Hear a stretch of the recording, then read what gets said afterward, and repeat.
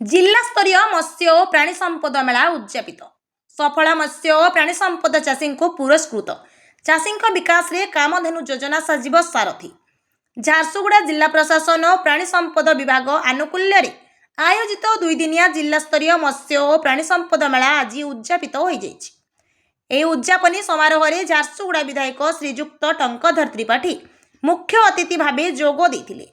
सम्मानित अतिथि भावे अतिरिक्त जिलापाल श्री ब्रजबंधु भोई एवं कृषि विज्ञान केन्द्र में वरिष्ठ वैज्ञानिक श्री समीर कुमार दास जोगदे चाषी को वैषयिक ज्ञानकौशल संपर्क में अवगत कराइथिले। यह अवसर में मान्यवर विधायक श्री त्रिपाठी निज अभिभाषण में राज्य सरकार प्रतिश्रुतिबद्धता उपरे आलोकपात करथिले। से कहिथिले कामधेनु योजना माध्यम राज्यर प्राणीपालन क्षेत्र में एक वैप्लविक परिवर्तन आसवाक जाउछि। चाषी मानक आर्थिक मानदंड को सुदृढ़ करने और सेमानंको स्वावलंबी करने आम सरकार मुख्य लक्ष्य। या सहित से जिलार सफल मत्स्य और प्राणी संपद चाषी मानक सेमानंको उल्लेखनीय अवदान पर पुरस्कृत कर उत्साहित करथिले।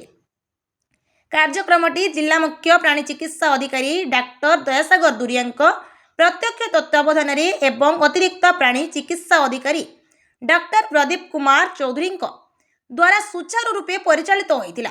ए दुईदिनिया मेलारे चाषी मानक पई एक स्वतंत्र प्रश्नोत्तर कार्यक्रम आयोजित होइतिला, जेउठारे सेमाने विशेषज्ञों सह सीधासलख आलोचना करिवार सुजोग पाइतिले। शेषरे मनोरंजन सांस्कृतिक कार्यक्रम अनुष्ठित होइतिला। झारसुगुड़ारू घनश्याम पढ़ियारी रिपोर्ट ओडिया भास्कर।